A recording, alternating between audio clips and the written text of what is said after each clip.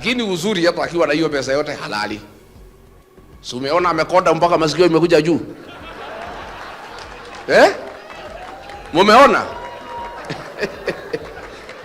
Hii mtu ako na mabilioni ya pesa, lakini si ndio? Na tutawacha halale. We'll make sure, William Ruto, you are not going to sleep for the next 15 months. Utalala ukifika Sokoi. Nyinyi si mnajua ule jamaa ako na pepo ya ukabila na chuki na kugawanya watu? Mnamjua ama mjui? Ule jamaa wa pepo si anazunguka kwenye makanisa, kwenye mazishi, kwenye barabara, ati anatuongelesha. Mtu mwenye ako na pepo ya ukabila na chuki na kisirani anatuambia nini kama Wakenya? Mtu ambaye ameenda kwa kitanda ya ndugu yake ambaye alikuwa anakufa, anaenda kumanipulate will ya ndugu yake ili awanyang'anye wajane na mayatima mali yao. Mtu ambaye ameenda akatia mimba mtoto mwenye yako umri ya mtoto yake, alafu akachukua huyo mtoto akamuua, anatuambia nini? Huyo ni mtu ya kuongoza mahali popote? Huyo ni mtu ya kuongoza jamii yoyote? Huyo mtu, mimi nataka niwaeleze, I am giving notice. Sijui kama tunaelewana. Tunaelewana? You cannot mislead this nation.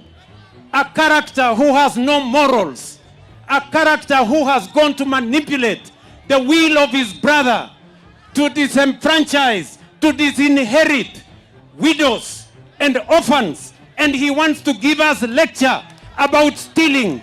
You cold-blooded thief, you cold-blooded thief, stealing from your own brother, stealing from orphans, stealing from widows. You want to give us a lecture? Unazunguka kwa makanisa, unazunguka kwa barabara, unazunguka kwa mazishi, ate unatuongelesha kitu gani?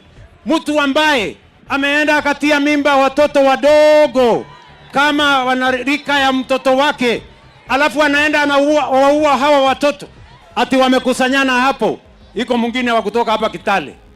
Sasa hata huyo mimi sijui, aliwachiwa kiti na ndugu yake, akawachiwa shamba na ndugu yake, akawachiwa watoto na ndugu yake. Ile shamba hajajenga nyumba, bibi ni wa kukodesha, nyumba amekodesha kwa watu, watoto wa ndugu yake wamekufa kwa njaa.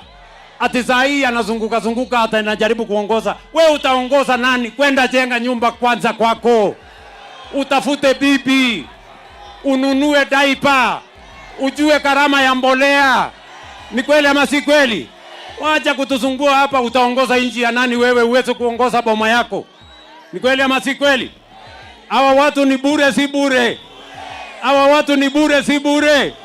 Mumesema hamuna agenda ingine. Agenda ni mimi. Mimi niko tayari kuangaliana na nyinyi, lakini kwa sababu mimi ni mtu busy, niko na kazi mingi.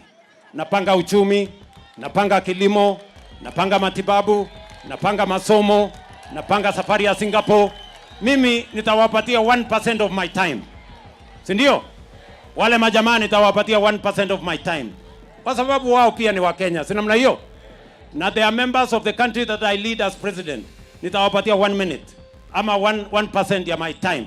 99% nitapangia hawa wananchi wa taifa letu la Kenya. Hawa wananchi wanataka watoto wao wasome, ni kweli ama si kweli? Tunataka tupunguze gharama ya mbolea, ni kweli ama si kweli? Tuzalishe kilimo, ni kweli ama si kweli? Tupange mambo ya matibabu, ni kweli ama si kweli? Tupange mambo ya watoto wetu kusoma, ni kweli ama si kweli? So I will spend most of my time, 99% on the people of Kenya. I will spend 1% on you guys. I am very happy today. Nimelala vizuri sana. Jana tumekuwa pale Katanga, tukaeleza maneno vile Kasongo anapanga. Unajua Kasongo na watu yake wamejua anaenda nyumbani. Sasa wanasema ati ni injury time. Wamesema waimbe kila kitu kwa hii dunia ya Kenya, ndio wakienda nyumbani wakuwe na mali. So tukamtangaza, na hiyo ndio kazi yetu sasa going forward. Na yeye amekasirika, naambiwa hakulala hata hakukula. Nimemuona huko Busia anawaka moto. Amesahau ameenda maendeleo kwa Waluya. Anaongea tu mambo ya Rigiji na matusi. Amekasirika, haongei hata kama rais. Kwa sababu jana tumemtoa nyama kwa meno.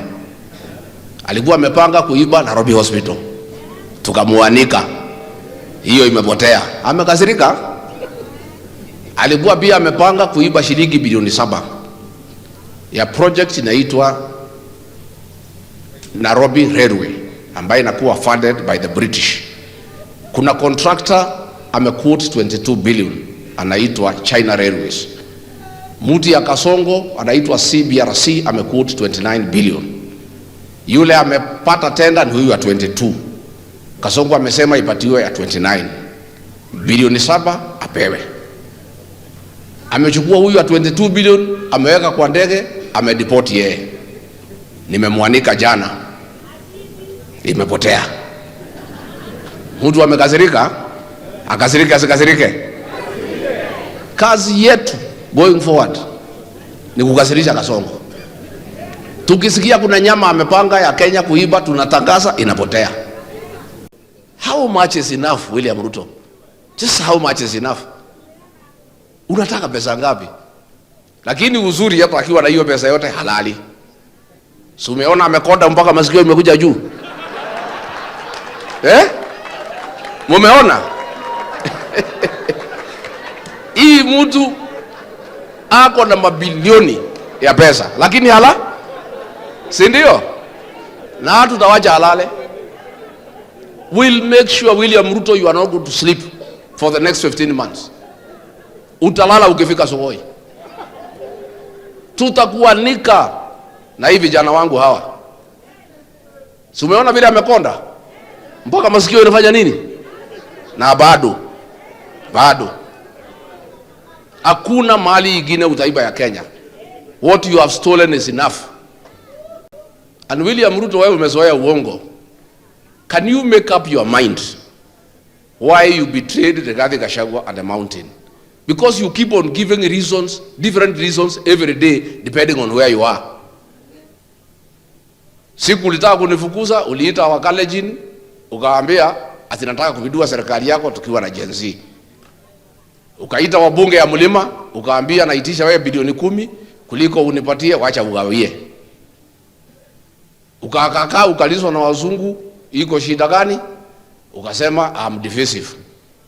Ukatafuta watu ya Raila, ukaambia hii mtu ni mkabila, anaitisha shares ya Mlima, ndio mmekosa shares. Mkinisaidia kumfukuza utapata shares yenu. Leo nasema sisi ni wezi. Can you make up your mind as to why you betrayed Rigiji and the mountain people? Make up your mind.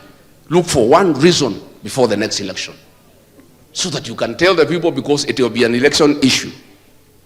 Na mimi nilikuwa nimemwambia hii Kasongo usiguze Mlima. Si nimemwambia? Aliguza hakuguza? Iliteleza haikuteleza? And I told him, in this mountain, betrayal has no remedy.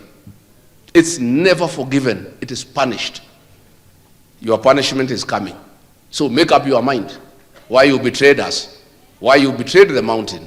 Don't give different reasons depending on where you are. Unajua hii mtu wako uongo mpaka ile uongo ya kwanza anasahau. Na nikwambie Kasongo, hapa naita watu wezi. Mambo ya wizi ikiongewa Kenya, hakuna mtu ajui mwizi mkuu Kenya ni nani. Wewe unasema ati watu wameua watu. Tukianzia Kiambaa Church 2007, Gen Z kupiga watoto risasi mguu, mambo ya mauaji wa Kenya. Ukiuliza hii wa Kenya wote wanajua mambo ya mauaji. But mimi nataka nishukuru civil servants na public officials ambayo wanatuletea information. Wale waniletea hiyo maneno ya 7 billion. Mkijua Kasongo anapanga kuiba kitu, mnatafuta Medho, Karongo, Malala, Kalonzo, Wamalwa, mimi, mtafute njia, mjifiche. Mpige na ile signal, msipige na WhatsApp. Wameanza kusikiza WhatsApp. Mtuambie maneno. Tukipata microphone, tunatangaza Kasongo. Inapotea. Aendelee kukasirika.